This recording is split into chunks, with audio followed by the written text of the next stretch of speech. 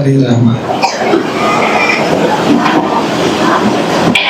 ಕರುಣ ರಸದ ಕೋಡಿ ಬರಿವ ಕಟಾಕ್ಷದ ಪರತತ್ವ ಬರುಪ ವಾಲಾಪದ ವರ ಪುಣ್ಯಮಯ ಶರೀರದ ನಿರಾಭಾರಿ ಗುರು ವಿರಲೆನ್ನ ಮಾನಸದಿ. ಆ ಸದ್ಗುರು ವಿರಲಿ ನಮ್ಮೆಲ್ಲರ ಮಾನಸದಿ.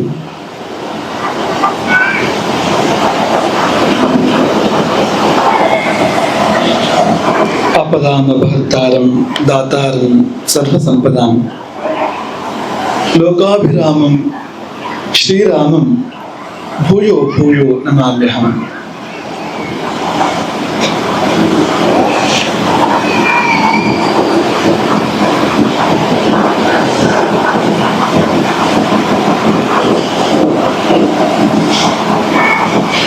ಮೊದಲಾಗಿ ಎಲ್ಲರ ಹೃದಯದ ಆಕಾಶದಲ್ಲಿ ಅಸ್ತವಿಲ್ಲದೆ ಬೆಳಗುವ ಗುರುವೆಂಬ ಸೂರ್ಯನಿಗೆ ಪ್ರಣಾಮಗಳು. ಬದುಕಿಗೆ ಎಲ್ಲಕ್ಕಿಂತ ಮುಖ್ಯವಾಗಿ ಬೇಕು ಜ್ಞಾನ. ಅರಿವಿಗಿಂತ ಅರಿವು ಮುಖ್ಯ, ಅನ್ನಕ್ಕಿಂತ ಅರಿವು ಮುಖ್ಯ, ಅಥವಾ ಇತರ ಸೌಕರ್ಯಗಳಿಗಿಂತ ಅರಿವು ಮುಖ್ಯ. ಅರಿವಿದ್ರೆ ಇವೆಲ್ಲವೂ ಉಪಯೋಗವಾಗ್ತವೆ, ಅರಿವಿಲ್ಲ ಇದ್ರೆ ಯಾವೂ ಕೂಡ ಉಪಯೋಗ ಆಗೋದಿಲ್ಲ. ಹಾಗಾಗಿ ಜೀವನದಲ್ಲಿ ಅತ್ಯಂತ ಹೆಚ್ಚು ಬೆಲೆ ಬಾಳುವಂಥದ್ದು ಅರಿವು. ಅದು ಬರುವುದು ಗುರುವಿನಿಂದ ಎಂದ ಮೇಲೆ ಗುರುವಿಗಿಂತ ದೊಡ್ಡ ದೇವರು ಬೇರೆ ಯಾವುದೂ ಇಲ್ಲ. ಗುರು ಕಾರುಣ್ಯ ಇಲ್ಲದೆ ಬದುಕಿಲ್ಲ. ಹಾಗಾಗಿ ಮೊದಲಾಗಿ ಗುರುವನ್ನು ಭಾವಿಸಿ ಈ ಎಲ್ಲ ಪುಟಾಣಿಗಳಿಗೆ, ಪುಟ್ಟ ಪುಟ್ಟ ಮಕ್ಕಳಿಗೆ ಗುರು ಅರಿವನ್ನು ಧಾರೆ ಧಾರೆಯಾಗಿ ಹರಿಸಲಿ.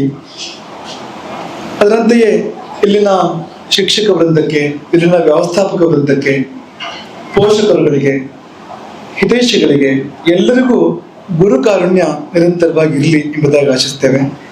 ಶಾಲೆ ಅಂದರೆ ಅದೊಂದು ದೇವಸ್ಥಾನ, ಅಲ್ಲಿ ಗುರುವೇ ದೇವರು. ಗುರುವನ್ನೇ ದೇವತೆಯಾಗಿ ಹೊಂದಿರತಕ್ಕಂಥ ದೇವಸ್ಥಾನ ಯಾವ್ದಾದ್ರು ಇದ್ರೆ ಅದುವೇ ಶಾಲೆ. ಅಂತ ಶಾಲೆಯ ಆವರಣದಲ್ಲಿ ನಾವು ನೀವೆಲ್ಲ ಕೊಡ್ತಿದ್ದೇವೆ. ಬಹಳ ಪುರಾತನವಾಗಿರುವಂಥ ಶಾಲೆ 1956ನೇ ಇಸ್ವಿಯಲ್ಲಿ ಸಂಸ್ಥಾಪನೆಗೊಂಡಿರ್ತಕ್ಕಂಥ, ಸ್ವಂತ ಕಟ್ಟಡದಲ್ಲಿ ಆಗಿನ ಕಾಲದಲ್ಲಿ ಸಂಸ್ಥಾಪನೆಗೊಂಡಿರ್ತಕ್ಕಂಥ ಒಂದು ಶಾಲೆ ಇದು. ಅಲ್ಲಿಂದ ಇಲ್ಲಿಗೆ ಬಹಳ ದೀರ್ಘಕಾಲ. ಅವತ್ತು ಹುಟ್ಟಿದವರೆಲ್ಲ ಇವತ್ತಿಲ್ಲ. ಶಾಲೆ ಹುಟ್ಟಿದಾಗ ಹುಟ್ಟಿದವರು ಇವತ್ತಿದ್ದಾರೆ ಅಂತ ಹೇಳಲಿಕ್ಕೆ ಸಾಧ್ಯ ಇಲ್ಲ. ಎಲ್ಲರೂ ಕೂಡ ಎಷ್ಟೋ ಮಂದಿ ಇಲ್ಲ ಇವತ್ತು. ಆದ್ರೆ ಶಾಲೆ ಅದು ಇನ್ನೂ ಅದಕ್ಕೆ ಯೌವನ ಬರ್ತಾ ಇದೆ.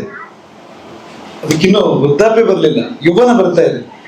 ಈಗ ತಾನೇ ಇದು ಬೇರೆ ಬೇರೆ ರೀತಿಯಿಂದ ತನ್ನನ್ನು ತಾನು ಸಿಂಗರಿಸಿಕೊಳ್ತಾ ಇದೆ. ಈಗ ನಾವು ಎಲ್ಲ ಹೋಗಿ ಒಂದು ಭೂಮಿ ಪೂಜೆ ಮಾಡಿ ಬಂದು ಒಂದು ಬಿಸಿ ಊಟಕ್ಕೆ ಅಂತ ಒಂದು ಕಟ್ಟಡ ಆಗ್ಲಿಕ್ಕಿದೆ ಮುಂದೆ ಬರುವ ದಿನದಲ್ಲಿ. ತರಗತಿ ಕೊಠಡಿಗಳು ಕೂಡ ಇರ್ಲಿಕ್ಕಿದಾವೆ ಅಲ್ಲಿ. ಅದೊಂದು ಆಭೂಷಣ, ಅದೊಂದು ಶಾಲೆಗೆ ಅಲಂಕಾರ, ಶಾಲೆಗೆ ಯೌವನ ಬರ್ತಾ ಇರೋದ್ರ ಸಂಕೇತ.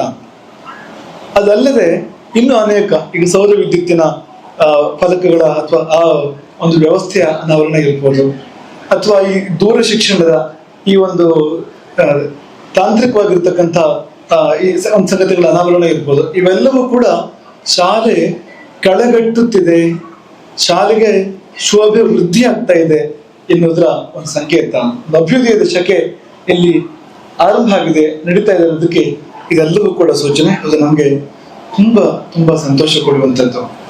ನಾವು ನಿನ್ನೆ ಈ ಶಾಲೆಗೆ ಬಂದೆವು. ಬಂದ ಸಮಯದಿಂದ ನಾವು ಗಮನಿಸ್ತಾ ಇದ್ದೇವೆ. ಮುಖ್ಯವಾಗಿ ಮಕ್ಕಳನ್ನು ಗಮನಿಸಬೇಕಾಗಿತ್ತು. ಮಕ್ಕಳು ಹೇಗಿದ್ದಾರೆ ಅನ್ನೋದ್ರ ಮೇಲೆ ಶಾಲೆ ಹೇಗಿದೆ ಎಂಬುದು ನಿರ್ಣಯ ಆಗ್ಬೇಕು. ಈಗ ಒಂದು ಗೋಶಾಲೆ ಅಂತ ಅನ್ಕೊಳ್ಳಿ ನೀವು. ಗೋಶಾಲೆಗೆ ಬೇರೆ ಎಲ್ಲ ತುಂಬಾ ಅದ್ಭುತವಾಗಿದೆ, ಅದು ಗೋವುಗಳು ಬಡಕಲಾಗಿದ್ದಾವೆ ಅಂದ್ರೆ ಅದು ಒಳ್ಳೆ ಗೋಶಾಲೆ ಅಂತ ಹೇಳಲಿಕ್ಕೆ ಸಾಧ್ಯ ಇಲ್ಲ. ಹಾಗೆ ಶಾಲೆಗೆ ಭವ್ಯ ಕಟ್ಟಡ ಇದ್ರೆ ಸಾಲದು. ಮಕ್ಕಳ ಸಂಸ್ಕೃತಿ ಹೇಗಿದೆ, ಮಕ್ಕಳ ಶಿಕ್ಷಣದ ಮಟ್ಟ ಹೇಗಿದೆ ಅನ್ನೋದನ್ನು ಗಮನಿಸಬೇಕು. ಶಿಕ್ಷಣ ಅಂತೂ ಚೆನ್ನಾಗಿದ್ದೇ ಇದೆ. ಯಾಕೆಂದ್ರೆ ಕಳೆದ ಹಲವಾರು ವರ್ಷಗಳಿಂದ ಈ ಶಾಲೆ 100ಕ್ಕೆ 100, ಪ್ರತಿ ವರ್ಷವೂ ಕೂಡ 100ಕ್ಕೆ 100. ಅದು ಅದರ ಮಟ್ಟವನ್ನು ಸೂಚಿಸುವಂಥದ್ದು. ಅದಕ್ಕಿಂತ ಮುಖ್ಯವಾಗಿ ನಾವು ನೋಡುವಂಥದ್ದು ಸಂಸ್ಕಾರವನ್ನು. ನಾವು ನಿನ್ನೆ ಇಲ್ಲಿ ಬಂದು ಸ್ವಾಗತ ಆಗಿ ಧೂಳಿ ಪೂಜೆ ಆಗುವಾಗ ಮಕ್ಕಳನ್ನು ಗಮನಿಸ್ತಾ ಇದ್ವು. ಮಕ್ಕಳು ಸ್ತೋತ್ರಗಳನ್ನು ಹಾಡಿದರು. ತಪ್ಪಿಲ್ಲದೆ ರಾಗವಾಗಿ ಸ್ತೋತ್ರಗಳನ್ನು ಹಾಡಿದರು. ನನಗೆ ಎಷ್ಟು ಸಂತೋಷ ಆಯ್ತು ಅಂದ್ರೆ ಆ ಸ್ತೋತ್ರಗಳನ್ನು ಮಕ್ಕಳು ಹಾಡಿದಾಗ ಈ ಶಾಲೆಯನ್ನು ನಾವು ಸ್ವೀಕಾರ ಮಾಡಿದ್ದಕ್ಕೂ ಸಾರ್ಥಕ ಆಯ್ತು ಅಂತ ಅನ್ಕೊಂಡು. ಈಗ ತಾನೇ ಚಂದ್ರಿಕಾ ಹೇಳಿದ್ರೆ ನೀವೆಲ್ಲರೂ ಕೂಡ ಕೇಳಿದ್ರಿ, ದೇವರು ಮನುಷ್ಯರನ್ನು ಯಾಕೆ ಸೃಷ್ಟಿ ಮಾಡಿದ ಅಂದ್ರೆ ತನ್ನನ್ನು ಹೊಗಳುವ ಶಕ್ತಿ ಉಳ್ಳ ಒಂದು ಜೀವವರ್ಗ ಬೇಕು, ಜೀವ ಪ್ರಭೇದ ಬೇಕು. ದೇವರಿಗೆ ಹೊಗಳಿಕೆ ಬೇಕು ಅಂತ ಅಲ್ಲ, ದೇವರಿಗೆ ಏನ್ ಬೇಕು, ದೇವರಿಗೆ ಏನು ಕೂಡ ಬೇಡ, ಸ್ವಯಂ ಪರಿಪೂರ್ಣ ಅವನು. ಆದ್ರೆ ದೇವರನ್ನು ಮರಳಿ ತಲುಪಬಲ್ಲ ಹೊಗಳಿಕೆಯ ಮೂಲಕವಾಗಿ, ದೇವರು ಒಲುಮೆಯನ್ನು ಸಂಪಾದನೆ ಮಾಡಬಲ್ಲ, ಅದನ್ನೆಲ್ಲ ಇಡೀ ಜೀವಕುಲಕ್ಕೆ ಜೀವ ಸಂಕುಲಕ್ಕೆ ವಿತರಿಸಬಲ್ಲಂತ ಒಂದು ಜೀವ ಪ್ರಭೇದ ಅದು ಬೇಕು ಎಂಬುದಾಗಿ ದೇವರ ಒಂದು ಭಾವನೆ ಇದ್ದಿದ್ದು ಎಂಬುದಾಗಿ ನಾವು ಭಾವಿಸ್ತೇವೆ. ಹಾಗೆ ತನ್ನನ್ನು ಹೊಗಳಬಲ್ಲ ಅಂತ ವಾಣಿ ಉಳ್ಳಂತ ಒಂದು ವರ್ಗವನ್ನ ದೇವರು ಸೃಷ್ಟಿ ಮಾಡಿದ್ದಾನೆ. ನಾವು ನಮ್ಮ ಜೀವ ಅಂದ್ರೆ ದೇವರನ್ನು ಹೊಗಳದೇ ಇದ್ರೆ ಆ ಉದ್ದೇಶಕ್ಕೆ ವ್ಯತಿರಿಕ್ತ ಹೋಯ್ತು. ದೇವರು ಯಾಕೆ ಸೃಷ್ಟಿ ಮಾಡಿದ ಆ ಉದ್ದೇಶಕ್ಕೆ ವ್ಯತ್ಯಾಸ ಆದಂತ ಆಯ್ತಲ್ವಾ. ಎಷ್ಟೋ ಜನ್ಮಗಳು ಹಾಗೆ ಕಳೆದು ಹೋಗ್ತವೆ, ಅವರು ಇಡೀ ಜೀವಮಾನದಲ್ಲಿ ದೇವರ ಹೆಸರು ಎತ್ತಿರೋದಿಲ್ಲ ಅವರು. ಆದ್ರೆ ಮಕ್ಕಳೇ, ನೀವು ಅದೃಷ್ಟವಂತರು. ಯಾಕೆಂದ್ರೆ ಈ ಚಿಕ್ಕ ವಯಸ್ಸಿನಲ್ಲಿ ನೀವು ದೇವರ ಸ್ತೋತ್ರ ಮಾಡ್ತಾ ಇದ್ದೀರಿ, ದೇವರನ್ನ ಹೊಗಳ್ತಾ ಇದ್ದೀರಿ. ಅದು ಆ ಸ್ತೋತ್ರಗಳೆಲ್ಲ ಎಂತೆಂಥವು ಅಂದ್ರೆ ಅಂತ ಮಹಾಮಹಿಮರು ರಚನೆ ಮಾಡಿರ್ತಕ್ಕಂಥದ್ದು, ಶಂಕರಾಚಾರ್ಯರು ರಚನೆ ಮಾಡಿದ್ದು, ಅಂತ ಮಹಾಪುರುಷರು ರಚನೆ ಮಾಡಿರ್ತಕ್ಕಂಥ ಸ್ತೋತ್ರಗಳನ್ನು ನೀವು ಸುಮ್ಮನೆ ಹೇಳ್ತಾ ಇಲ್ಲ, ರಾಗವಾಗಿ ಚಂದದಲ್ಲಿ ತಪ್ಪಿಲ್ಲದೆ ನೀವು ಅದನ್ನ ಹಾಡ್ತಾ ಇದ್ದೀರಿ. ಈ ಸಂಸ್ಕಾರ ಇದೆಯಲ್ಲ, ಇಡೀ ಜೀವನ ನಿಮ್ಗೆ ಉಪಯೋಗ ಆಗುವಂಥದ್ದು. ಜೀವನದ ಮುಖ್ಯ ಉದ್ದೇಶವೇ ಶಾಂತಿ, ನೆಮ್ಮದಿ. ಅದಿಲ್ಲದಿದ್ರೆ ಏನಿದ್ರು ಕೂಡ ಪ್ರಯೋಜನ ಇಲ್ಲ. ನಿಮಗೆ ಆ ಶಾಂತಿ ಸಿಗುವುದಾದ್ರೆ ಅದು ಇಂಥ ಒಂದು ಸ್ತೋತ್ರವೋ, ಧ್ಯಾನವೋ, ಜಪವೋ, ಪೂಜೆಯೋ, ಯಾವುದೋ ಒಂದು ಒಳ್ಳೆ ಕಾರ್ಯವೋ, ಧಾರ್ಮಿಕ ಕಾರ್ಯವೋ ಅಲ್ಲಿ ಸಿಗಬೇಕು ಹೊರತು ಬೇರೆಲ್ಲೂ ಸಿಗಲಿಕ್ಕೆ ಸಾಧ್ಯ ಇಲ್ಲ. ಈಗಿಂದಲೇ ನಾವು ಅದಕ್ಕೆ ಶ್ರೀಕಾರ ಹಾಕಬೇಕು, ಈಗಿಂದಲೇ ನಮ್ಗೆ ಆ ಸಂಸ್ಕಾರ ಬರಬೇಕು. ನಮ್ಮ ಶಾಲೆಯಲ್ಲಿ ನಮ್ಮ ಮಕ್ಕಳು ಈ ಸ್ತೋತ್ರಗಳನ್ನ, ಅದರಲ್ಲಿ ಕೂಡ ಉತ್ಕೃಷ್ಟವಾಗಿರುವಂತಹ ಸ್ತೋತ್ರಗಳನ್ನ, ಸಾಮಾನ್ಯವಾಗಿ ಲಭ್ಯವಾಗುವಂತಹದ್ದಲ್ಲ ಅಂತ ಆಯ್ಕೆಯ ಸ್ತೋತ್ರಗಳನ್ನು ನೀವು ಹೇಳ್ತಾ ಇರುವಂತದ್ದು ನಮ್ಗೆ ತುಂಬಾ ಸಂತೋಷ ಆಯ್ತು. ಭಜನೆಗಳನ್ನ ಹಾಡ್ತಾ ಇದ್ದೀರಿ, ದೇವರ ನಾಮಗಳನ್ನ ಹಾಡ್ತಾ ಇದ್ದೀರಿ, ಹನುಮಾನ್ ಚಾಲಿಸ, ರಾಮರಕ್ಷೆ, ಇದನ್ನೆಲ್ಲ ಹೇಳಿದ್ದನ್ನು ಕೇಳಿದ್ವಿ ನಾವು. ರಾಮರಕ್ಷೆ ಸ್ತೋತ್ರ ಈಗ ಪೂಜೆ ಆದ ಬಳಿಕ ನೀವು ಹಾಡ್ತಾ ಇದ್ದೀರಿ, ಆ ಪೂಜೆಗಿಂತ ಮೊದಲು ಎಲ್ಲ ಹಾಡ್ತಾ ಇದ್ದೀರಿ ನೀವು ಅದನ್ನ ಅಂತ ನಾವು ಕೇಳಿದ್ವಿ ಅದನ್ನ. ಇದರರ್ಥ ಈ ಶಾಲೆ ಒಳ್ಳೆ ದಿಕ್ಕಿನಲ್ಲಿದೆ, ಇದರರ್ಥ ಈ ಶಾಲೆಗೊಂದು ಭವಿಷ್ಯ ಇದೆ, ಶಾಲೆಗೊಂದು ಆತ್ಮ ಇದೆ. ಒಳ್ಳೆ ಬಟ್ಟೆ ಹಾಕೊಂಡ್ರು ಸಾಕು, ಶವಕ್ಕೆ ತುಂಬಾ ಒಳ್ಳೆ ಬಟ್ಟೆಯನ್ನು ಹಾಕಿದ್ರೆ ಶವ ಸುಂದರವಾಗಿ ಕಾಣ್ಲಿಕ್ಕೆ ಸಾಧ್ಯ ಇಲ್ಲ. ಯಾಕೆಂದ್ರೆ ಜೀವ ಮೊದಲಿರ್ಬೇಕು, ಜೀವ ಇದ್ರೆ ಚಂದ ಕಾಣ್ಲಿಕ್ಕೆ ಸಾಧ್ಯ. ಜೀವ ಹೋದ್ರೆ ಎಷ್ಟೇ ಸುಂದರವಾದ ವ್ಯಕ್ತಿ ಆದ್ರೂ ಕೂಡ ಜೀವ ಹೋದ ಬಳಿಕ ಅದು ಭಯಂಕರ ಹೊರತು ಸುಂದರ ಅಲ್ಲ. ಇದೆಲ್ಲ ಇಲ್ಲ ಇದ್ರೆ ಅದು ಶವದ ಹಾಗೆ, ಜೀವ ಇಲ್ಲ ಅದಕ್ಕೆ. ಹಾಗೆ ಇದು ಇರುವುದನ್ನು ನಾವು ಗಮನಿಸಿದ್ವು. ನಾವು ವಸತಿ ಮಾಡಿದ್ರು ಕೂಡ ಒಂದು ತರಗತಿ ಕೊಠಡಿಯಲ್ಲೇ ವಸತಿ ಮಾಡಿರುವಂಥದ್ದು, ಅದೊಂದು ಒಳ್ಳೇದು. ಯಾಕೆಂದ್ರೆ ಅದು ಹೇಗಿದೆ ಅಂತ ಗೊತ್ತಾಗ್ತದೆ ನಮಗೆ. ನಿತ್ಯ ನೀವಲ್ಲೇ ಹೋಗಿ ಪಾಠ ಕೇಳ್ತೀರಿ ಪ್ರತಿನಿತ್ಯ ನೀವು. ನಾವು ಯಾವೆಲ್ಲ ಅಪರೂಪದಲ್ಲಿ ಒಂದ್ಸರ್ತಿ ಆದ್ರೂ ಆ ಕೊಠಡಿಯಲ್ಲಿ ಉಳ್ಕೊಂಡ್ರೆ ಅಲ್ಲಿಯ ಅನುಕೂಲಗಳು, ಪ್ರತಿಕೂಲಗಳು, ಗುಣದೋಷಗಳೆಲ್ಲ ಗೊತ್ತಾಗ್ತವೆ ನಮಗೆ ಅಂತ ಗಮನಿಸಿದ್ವು. ಹಳೆ ಕಾಲದ ತರಗತಿ ಕೊಠಡಿ ಇದು, ತುಂಬಾ ಹಳೆ ಕಾಲದ್ದು. ಆ ನೆಲವನ್ನು ಈಗ ಮಾಡ್ಲಿಕ್ಕೆ ಸಾಧ್ಯ ಇಲ್ಲ. ನೆಲ ಸ್ವಲ್ಪ ಹಡ್ತಾಗಿರ್ಬೋದು, ಆದ್ರೆ ಈಗ ಅಂಥದ್ದನ್ನು ಮಾಡ್ಲಿಕ್ಕೆ ಸಾಧ್ಯ ಇಲ್ಲ ಅಂಥದ್ದದು. ಅಲ್ಲಿ ಒಂದು ಗಾದೆಯನ್ನ ಬರೆದಿದ್ರು ಆಂಗ್ಲ ಭಾಷೆಯಲ್ಲಿ.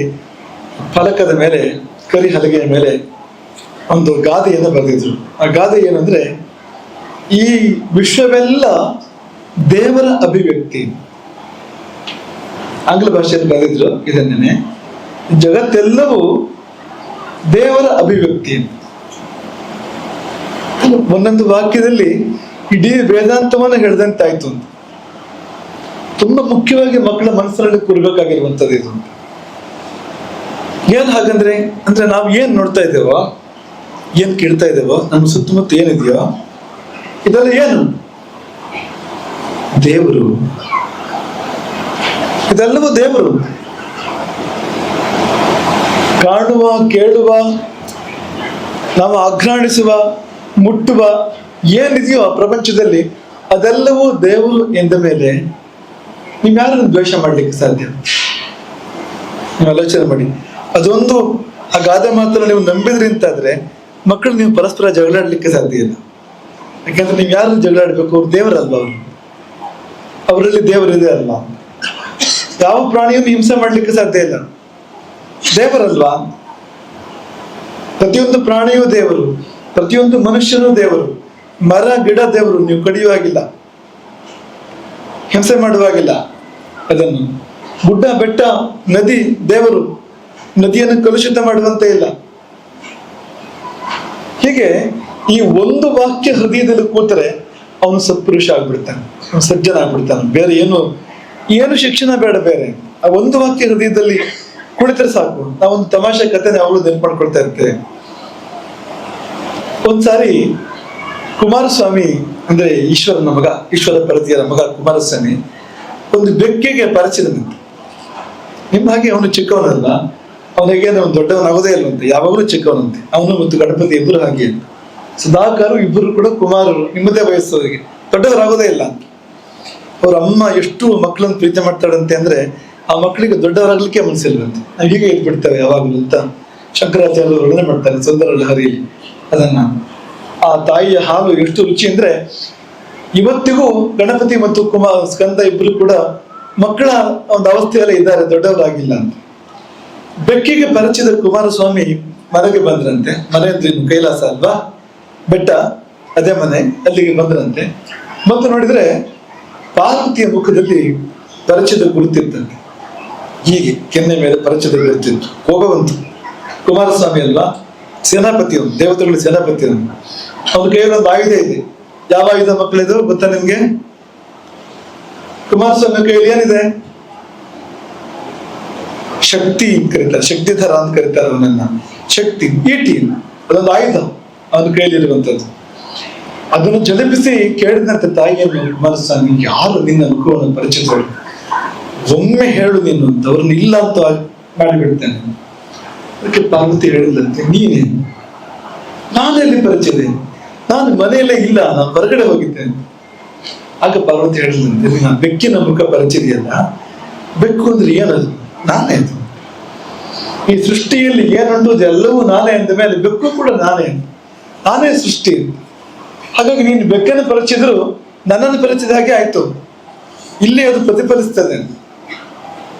ಅದ ನಂತರ ಕುಮಾರಸ್ವಾಮಿ ತೀರ್ಮಾನ ಮಾಡಿದ್ದಾನೆ, ನಾನು ಮದುವೆ ಆಗೋದಿಲ್ಲ ಅಂತ. ಯಾಕೆಂದ್ರೆ ಎಲ್ಲರೂ ಅವನ ತಾಯಿ, ಯಾರನ್ನು ಮದುವೆ ಆಗ್ಬೇಕು? ಎಲ್ಲರೂ ಅವನ ತಾಯಿ. ಪಾರ್ವತಿ ಆದ್ಮೇಲೆ ನನಗೆ ವಿವಾಹ ಇಲ್ಲ ಹೀಗಾಯ್ತು ಅಂತ ಒಂದು ವಿನೋದದ ಕಥೆ ಇದು. ಇದನ್ನ ಯಾಕೆ ನೆನಪು ಮಾಡ್ಕೊಂಡು ಅಂದ್ರೆ, ನಿಮ್ಗೆ ಆ ಗಾದೆ ಸರಿಯಾಗಿ ಹೃದಯದಲ್ಲಿ ಬಂದ್ರೆ ನೀವು ಯಾರನ್ನೂ ದ್ವೇಷ ಮಾಡೋದಿಲ್ಲ, ಯಾರಿಗೂ ಕೆಟ್ಟದ್ದು ಮಾಡೋದಿಲ್ಲ, ಯಾರಿಗೂ ನೀವು ಬೈಯೋದಿಲ್ಲ, ಯಾರಲ್ಲೂ ಜಗಳ ಆಡೋದಿಲ್ಲ, ಯಾರ ಬಗ್ಗೆ ನಿಮಗೆ ಕೆಟ್ಟದ್ದು ಅನ್ಸೋದಿಲ್ಲ. ಅವನೇ ಸಂತ, ಅವನೇ ಮಹಾತ್ಮ, ಹಾಗಾಗ್ಬಿಡ್ತೀರಿ ನೀವು. ಇದು ಶಾಲೆಯಲ್ಲಿ ನಮಗೆ ಗಣಿತ, ವಿಜ್ಞಾನ, ಇಂಗ್ಲಿಷ್ ಜೊತೆಯಲ್ಲಿ ಮುಖ್ಯವಾಗಿ ಸಿಗಬೇಕಾದ್ದೇನು ಅಂದ್ರೆ ಇಂಥ ಒಳ್ಳೆ ಮಾತುಗಳು, ಒಳ್ಳೆ ವಿಚಾರಗಳು, ಅಥವಾ ಸ್ತೋತ್ರ, ಅಥವಾ ಹಿರಿಯರಿಗೆ ಗುರುಗಳಿಗೆ ಗೌರವ ಕೊಡ್ತಕ್ಕಂಥ ಸ್ವಭಾವ ಇದ್ದಾನೆ ಬರಬೇಕು. ಈ ಒಂದು ಕಾರ್ಯಕ್ರಮ ಆದಾಗ ಇದೊಂದು ಶಿಕ್ಷಣವೇ ಅಂತ. ನೀವು ದೇವರ ಪೂಜೆಯನ್ನು ನೋಡಿದ್ರಿ, ಅಷ್ಟೊತ್ತು ಕೂತ್ಕೊಂಡ್ರಿ ದೇವರ ಪೂಜೆಯಲ್ಲಿ. ಸಂಸ್ಕಾರ ಅದೊಂದು. ಗುರುಗಳು ಹೇಗಿರ್ತಾರೆ ಅಂತ ನೋಡಿದ್ರಿ, ಹೇಗೆ ನಡ್ಕೊಳ್ಬೇಕು ಅಂತ ನಿಮ್ಗೆ ಗೊತ್ತಾಯ್ತು. ನಿಮ್ಗೆ ದೊಡ್ಡವರು ಇಲ್ಲಿ ಬಂದು ಹೋಗಿ ಮಾಡುವಾಗ ಹೇಗಿರ್ತಾರೆ ಗುರುಗಳ ಬಳಿ ಗೊತ್ತಾಯ್ತು ನಿಮ್ಗೆ. ಇದೆಲ್ಲ ಶಿಕ್ಷಣ, ನಿಜವಾದ ಶಿಕ್ಷಣ ಇದು. ಇದ್ದ ತಾನೇ ಸಾರ್ಥಕವಾದ ಶಾಲೆ ಇದು. ಹಾಗಾಗಿ ನಮ್ಮ ಶಾಲೆ ಹೇಗಿದೆ ಅಂತ ನೋಡ್ಲಿಕ್ಕೆ ನಾವು ಬರುವಾಗ ನಮ್ಗೆ ಈ ಶಾಲೆ, ಇಲ್ಲಿ ಸಂಸ್ಕಾರಗಳು, ಒಂದೊಂದು ತರಗತಿಯ ಕೊಠಡಿಗಳ ಮೇಲೆ ಬರೆದಿದೆ. ಅತ್ರಿ, ಭರದ್ವಾಜ ಅಂತೆಲ್ಲ ಹೆಸರು ಬರೆದಿದೆ. ಅದನ್ನ ನೋಡಿ ನಾವು ಖುಷಿಪಟ್ಟು ಈ ಹೆಸರುಗಳನ್ನು ಹಾಕಿದಾರಲ್ಲ, ಅವರೆಲ್ಲ ಈ ದೇಶವನ್ನು ಬೆಳಗಿದವರು. ಈ ದೇಶದ ದೊಡ್ಡ ಜ್ಞಾನ ಸಂಪತ್ತು ಏನಿದೆ ಅವರಿಂದ ಬಂದಿದ್ರು. ಇಡೀ ಜಗತ್ತಿನಲ್ಲಿ ಬೇರೆ ಯಾವ ದೇಶದಲ್ಲೂ ಇಲ್ಲೇ ಇರ್ತಕ್ಕಂಥ ಅದ್ಭುತವಾದ ಜ್ಞಾನ ಸಂಪತ್ತು ಈ ದೇಶದಲ್ಲಿದೆ. ಅದೆಲ್ಲ ಬಂದಿದ್ದು ಆ ಬ್ರಹ್ಮರ್ಷಿಗಳಿಂದ. ಅವರ ನೆನಪು ಮಾಡುವಂತಹ ಸಂದರ್ಭ ಇದ್ರೆ ಆ ಶಾಲೆಗೆ ಒಂದು ನಿಜವಾದ ಅಸ್ತಿತ್ವ ಎಂಬುದಾಗಿ ನಾವು ಭಾವಿಸ್ತೀವಿ. ಈ ಒಟ್ಟು ಶಾಲೆ ಒಂದು ಒಳ್ಳೆ ದಿಕ್ಕಿನಲ್ಲಿದೆ ಎನ್ನುವಂಥದ್ದು ನಮ್ಗೆ ತುಂಬಾ ತುಂಬಾ ಸಂತೋಷವನ್ನು ಕೊಟ್ಟಿದೆ. ಹಾಗೆ ಇದು ಮುಂದುವರಲಿ. ಊರುವಾಲು ಅನ್ನೋ ಶಬ್ದ ಇದೆಯಲ್ಲ, ಆ ಶಬ್ದದ ಬಗ್ಗೆ ಯೋಚನೆ ಮಾಡ್ತಾ ಇದ್ರು. ಉರುವಲು ಶಬ್ದಕ್ಕೆ ತುಂಬಾ ಹತ್ರ ಇದೆ ಈ ಊರುವಾಲು ಅನ್ನೋ ಶಬ್ದ. ಉರುವಲು ಅಂದ್ರೆ ಗೊತ್ತಿದ್ದೀರ ನಿಮ್ಗೆ ಏನು ಅಂತ? ಉರುವಲು ಅಂದ್ರೆ ಏನು? ಯಾವುದನ್ನು ನಾವು ಉರಿಸ್ತೇವೆ ಅದು ಉರುವಲು. ಉರುವಲು, ಉರು ಶಬ್ದ ಏನ್ ಹೇಳ್ತದೆ? ನಾವು ಉರಿಸ್ತೇವೆ ಅದನ್ನ ನೀರು ಕಾಯಿಸಿಕೊಳ್ಳುವ ಸಲುವಾಗಿ ಅಥವಾ ಹಿಂದಿನ ಕಾಲದಲ್ಲಿ ಅಡಿಗೆ ಮಾಡುವ ಸಲುವಾಗಿ ನಾವು ಯಾವುದನ್ನ ಉರಿಸ್ತೇವೆಯೋ ಅದು ತಾನೇ ಉರುವಲು. ಈಗ ಸುಮ್ಮನೆ ಕಟ್ಟಿಗೆಗೆಲ್ಲ ಉರುವಲು ಅಂತ ಹೆಸರಿಲ್ಲ. ಯಾವ ಕಟ್ಟಿಗೆಯಲ್ಲಿ ಬೆಂಕಿ ಬರುತ್ತದೆ ಅದು ತಾನೇ ಉರುವಲು. ನೀವೆಲ್ಲ ಹೇಗೆ ಅಂದ್ರೆ, ನಿಮ್ಮಲ್ಲಿ ಕೂಡ ಒಂದು ಬೆಂಕಿ ಅಥವಾ ಅಗ್ನಿ, ಬೆಳಕು, ದೀಪವು ಅದು ನಿಮ್ಮಲ್ಲಿ ಇತ್ತು, ಅದು ಇರ್ತದೆ ಪ್ರತಿಯೊಬ್ಬರಲ್ಲಿಯೂ. ಒಳ್ಳೆ ಶಿಕ್ಷಣ ಸಿಕ್ಕಿದಾಗ ಆ ದೀಪ ಹೊತ್ತಿಸದಂತೆ ಆಗ್ತದೆ. ಯಜ್ಞದಲ್ಲಿ ಉರುವಲನ್ನು ಹಾಕ್ತಾರಲ್ವಾ, ಅಗ್ನಿ ಪ್ರಜ್ವಲಿಸ್ತದೆ. ಆ ಉರುವಲಿನ ಧನ್ಯತೆ ಎಷ್ಟು ಅಂದ್ರೆ ಅಗ್ನಿ ಅಲ್ಲಿ ಉರಿಯುವಂಥದ್ದು, ಅಗ್ನಿ ಅಲ್ಲಿ ಆಶ್ರಯ ಪಡ್ಕೊಂಡಿದೆ. ಹಾಗೆ ಜ್ಞಾನದ ಅಗ್ನಿ, ನಿಜವಾದ ತಿಳುವಳಿಕೆಯ ಅಗ್ನಿ ನೂರಾರು ಮಕ್ಕಳಲ್ಲಿ ಎಲ್ಲಿ ಜಾಗೃತ ಆಗ್ತದೆಯೋ ಅದು ಗುರುವಾಲು ಅಂದ್ರೆ ಅದು. ಈ ದೇಶವನ್ನು ಬೆಳಗುವಂತ ಅಗ್ನಿ ನಿಮ್ಮಲ್ಲಿ ಜಾಗೃತ ಆಗ್ಬೇಕು ಅಂದಾಗ ಈ ಊರಿನ ಹೆಸರಿಗೆ ಒಂದು ಅರ್ಥ ಬರ್ತದೆ ಎಂಬುದಾಗಿ ನಾವು ಭಾವಿಸ್ತೇವೆ. ಈ ಶಾಲೆಯಿಂದಾಗಿ ಈ ಊರಿನ ಹೆಸರಿಗೆ ಒಂದು ಔಚಿತ್ಯ ಬಂದಂತೆ ಆಗ್ತದೆ ಎಂಬುದಾಗಿ ನಾವು ಭಾವಿಸ್ತೇವೆ. ಹಾಗಾಗಿ ಬಲ್ಲವರು ಹೇಳಿದ್ದು, ಸೇವೆ ಎಂಬ ಸಮಿತಿ ಯಜ್ಞದಲ್ಲಿ ಸಮಿಧೆಯಂತೆ ಉರಿಯುವ ಅಂತ. ಸಮಿತಿ ಅಂದ್ರೆ ಉರುವಲು, ಅದೊಂದು ಉರುವಲು, ಉರುವಾಲು ಅಂತ. ಹಾಗೆ ನಾವು ಆಗ್ಬೇಕು ಅಂತ. ದೇಶ ಬೆಳಗ್ಬೇಕು ಅಂದ್ರೆ ನಾವು ಉರುವಲಾಗ್ಬೇಕು. ಅದಕ್ಕೆ ನಾವು ಉರಿದು ದೇಶವನ್ನು ಬೆಳಗಿಸ್ಬೇಕು, ಸಮಾಜವನ್ನು ಬೆಳಗಿಸ್ಬೇಕು ಅಂತ ಮಕ್ಕಳು ನೀವಾಗಿ ಎಂಬುದಾಗಿ ಈ ಸಮಯದಲ್ಲಿ ನಾವು ಆಶೀರ್ವಾದ ಮಾಡ್ತೇವೆ. ಸಮಿತಿಯ ಎಲ್ಲ ಕಾರ್ಯಕರ್ತರಿಗೂ ಅಭಿನಂದನೆಗಳು. ನೀವು ಹೊಸ ಒಂದು ಅಭಿವೃದ್ಧಿಯ ದಿಶೆಯಲ್ಲಿ ನೀವು ಒಳ್ಳೆ ಪ್ರಯತ್ನ ಮಾಡ್ತಾ ಇದ್ದೀರಿ. ಹಾಗಾಗಿ ಈಗ ತಾನು ನಾವು ಪ್ರಸ್ತಾಪ ಮಾಡಿದ ಅನೇಕ ಕಾರ್ಯಗಳು ನಡೆದವು. ಪ್ರತಾಪ್ ಸಿಂಹ ನಾಯಕರು ಇಲ್ಲೇ ನಮ್ಮ ಮುಂದೆ ಇದ್ದಾರೆ. ಅವರ ಕೊಡುಗೆಯಲ್ಲಿ ಒಂದು ನಾವು ಪೂಜೆ ಅಲ್ಲಿ ಪೂಜೆಯನ್ನು ಮಾಡಿದ್ವಿ. ನಾವು ರಾಮದೇವರ ಪೂಜೆಯನ್ನು ನಿನ್ನೆ ಮತ್ತು ಇವತ್ತು ಅದೇ ಜಾಗದಲ್ಲಿ ಅದೇ ಸ್ಥಳದಲ್ಲಿ ನಾವು ಮಾಡಿದ್ವು. ಒಂದು ಒಳ್ಳೆ ಒಂದು ರಂಗಮಂದಿರ ಅದು ಕೂಡ ಅಲ್ಲಿ ನವೀಕರಣಗೊಂಡಿದೆ. ಹಾಗೆ ಅನೇಕ ಅಭಿವೃದ್ಧಿ ಕಾರ್ಯಗಳಾಗ್ತಾ ಇದ್ದಾವೆ. ಹಾಗಾಗಿ ಈ ಎಲ್ಲ ಹೊಣೆ ಹೊತ್ತವರಿಗೆ ವಿಶೇಷವಾಗಿರುವಂತ ಆಶೀರ್ವಾದಗಳು. ನೀವು ಮುಂದುವರಿರಿ, ನೀವು ಒಳ್ಳೆ ಕೆಲಸಗಳನ್ನು ಮಾಡಿ. ಆ ಒಳ್ಳೆ ಕೆಲಸವೇ ತುಂಬಾ ಶಕ್ತಿಯನ್ನು ಕೊಡ್ತದೆ ನಮ್ಗೆ. ಎಲ್ಲ ಸಮಸ್ಯೆಗಳನ್ನ ಪರಿಹಾರ ಮಾಡ್ತದೆ. ಏನೇನು ಕ್ಲೇಶಗಳಿದೆಯೋ, ಸಮಸ್ಯೆಗಳಿದೆಯೋ ಎಲ್ಲಕ್ಕೂ ಒಂದು ಒಳ್ಳೆ ಉತ್ತರ ಯಾವುದು ಅಂದ್ರೆ ಒಳ್ಳೆ ಕೆಲಸ ಮಾಡ್ತಾ ಹೋಗು, ಒಳ್ಳೆ ಕೆಲಸ ಮಾಡ್ತಾ ಹೋಗು, ಒಳ್ಳೆ ಕೆಲಸ ಮಾಡ್ತಾ ಹೋಗು. ಆ ಒಳ್ಳೆ ಕೆಲಸ ಮಾಡೋದು ಅನ್ನೋದಂತ ಪರಿಹಾರ ಬೇರೆ ಯಾವುದೂ ಇಲ್ಲ. ಎಲ್ಲ ಸಮಸ್ಯೆಗಳಲ್ಲೇ ಪರಿಹಾರ ಆಗ್ತವೆ. ಮತ್ತೆ ಮೊದಲೇ ಹೇಳಿದಾಗೆ ತುಂಬಾ ಚೈತನ್ಯ ಬರ್ತದೆ, ಶಾಲೆಗೆ ತುಂಬಾ ಶಕ್ತಿ ಬರ್ತದೆ. ಎಲ್ಲರೂ ಬಂದು ಸೇರ್ತಾರೆ, ಎಲ್ಲ ಒಳ್ಳೆ ಹೃದಯಗಳು ಬಂದು ಸೇರ್ತವೆ ಒಟ್ಟಿಗೆ. ಹಾಗಾಗಿ ಇದೇ ದಿಕ್ಕಿನಲ್ಲಿ ಮಿಗಿಲಾದ ವೇಗದಲ್ಲಿ ಮುಂದುವರಿಯಿರಿ ಎಂಬ ಜೊತೆಯಲ್ಲಿ ಗುರುಪೀಠದ ಆಶೀರ್ವಾದ ಇದೆ ಎಂಬುದಾಗಿ ಈ ಸಮಯದಲ್ಲಿ ನಾವು ಹೇಳಬಯಸ್ತಾ, ಹಾಗೆ ಸಮಾಜವು ಕೂಡ ಒಳ್ಳೆ ರೀತಿಯಲ್ಲಿ ಸ್ಪಂದಿಸಲಿ. ನಾವೆಲ್ಲ ಸೇರಿ ಒಳ್ಳೆ ಕೆಲಸಗಳನ್ನು ಮಾಡೋಣ, ಭವಿಷ್ಯವನ್ನ ಕಟ್ಟೋಣ. ಈ ಮಕ್ಕಳ ಮೂಲಕವಾಗಿ ಭವ್ಯ ಭವಿತವ್ಯವನ್ನ ನಿರ್ಮಾಣ ಮಾಡೋಣ. ಅದಕ್ಕೆ ನಿಮ್ಗೆಲ್ರಿಗೂ ಕೂಡ ಆಶೀರ್ವಾದ.